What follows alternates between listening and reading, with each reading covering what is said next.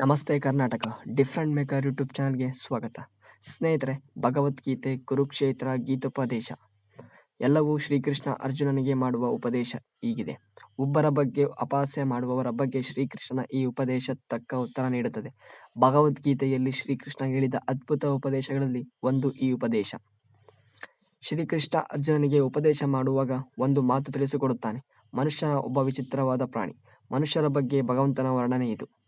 ಅವನಿಗಿಂತ ಕೆಳಗಿರುವವರನ್ನು ಅಥವಾ ಅವನ ವರ್ಗಕ್ಕಿಂತ ಕೆಳಗಿರುವ ವರ್ಗವನ್ನು ಕೀಳು ದೃಷ್ಟಿಯಿಂದ ನೋಡುವಂತವನಾಗಿರುತ್ತಾನೆ ಅಥವಾ ಅಪಹಾಸ್ಯ ಮಾಡುವಂತನಾಗಿರುತ್ತಾನೆ. ಇನ್ನು ಅಂಥವರನ್ನು ಪ್ರತಿ ಬಾರಿ ಹೀಯಾಳಿಸಿ ನುಡಿಯುತ್ತಾನೆ. ನಿನ್ನಿಂದ ಏನೂ ಆಗದು, ನಿನ್ನಿಂದ ಏನೂ ಮಾಡಲು ಆಗುವುದಿಲ್ಲ, ನಿನ್ನಿಂದ ಭವಿಷ್ಯದಲ್ಲಿ ಏನೂ ಮಾಡಲಾಗದು ಎಂದು ಯಾವ ಮನುಷ್ಯನ ಹತ್ತಿರ ಧನ, ಸಂಪತ್ತು, ಮಾನ ಇರುತ್ತದೆಯೋ ಅವನು ಇನ್ನೊಬ್ಬರ ಗೌರವಿಸುವುದು ಅಥವಾ ಲೆಕ್ಕಕ್ಕೆ ಕಟ್ಟಿಕೊಳ್ಳುವುದು ಒಂದಲ್ಲ ಒಂದು ರೀತಿಯಲ್ಲಿ ಅಸಾಧ್ಯವೇ ಸರಿ. ಆದರೆ ಮನುಷ್ಯ ಒಂದು ಮಾತನ್ನು ಮರೆತು ಬಿಡುತ್ತಾನೆ. ಧನ, ಸಂಪತ್ತು, ಮಾನ ಎಲ್ಲರಿಗಿಂತಲೂ ಒಂದು ಶಕ್ತಿ ಈ ಭೂಮಿ ಮೇಲಿದೆ. ಅದೇ ಸಮಯ ಅಥವಾ ಕಾಲ. ಸಮಯ ಅಥವಾ ಕಾಲ ಯಾವಾಗ ಬದಲಾಗುತ್ತದೆಯೋ ಅದನ್ನು ಭಗವಂತ ಮಾತ್ರ ಬಲ್ಲ. ಸಮಯ ನಮ್ಮಿಂದ ಏನನ್ನು ಮಾಡಿಸುತ್ತದೆ ಇದನ್ನು ಭಗವಂತ ಮಾತ್ರ ಬಲ್ಲ. ಸಮಯದ ಗೊಂಬೆ ಮನುಷ್ಯನೇ ಹೊರತು ಮನುಷ್ಯನ ಕೈಯಲ್ಲಿ ಸಮಯವಿಲ್ಲ. ಪ್ರತಿಯೊಬ್ಬ ಮನುಷ್ಯನು ತನ್ನ ಜೀವನದಲ್ಲಿ ಕಷ್ಟ, ನಷ್ಟಗಳನ್ನು ಸಮಯದ ಜೊತೆ ಹಂಚಿಕೊಳ್ಳಲೇಬೇಕು. ಇಲ್ಲಿ ಯಾವುದೂ ಶಾಶ್ವತವಲ್ಲ.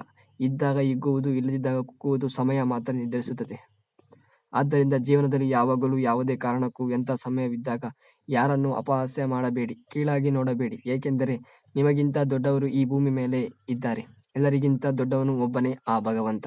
ಸಮಯವನ್ನು ಅರಿಯದೆ ಮತ್ತೊಬ್ಬರನ್ನು ಅಪಹಾಸ್ಯ ಮಾಡುವುದು ಅಥವಾ ಕೀಳಾಗಿ ನೋಡುವುದು ಬೇಡ. ಏಕೆಂದರೆ ಭಗವಂತನಿಗಿಂತ ಇಲ್ಲಿ ಯಾರನ್ನೂ ದೊಡ್ಡವರಿಲ್ಲ.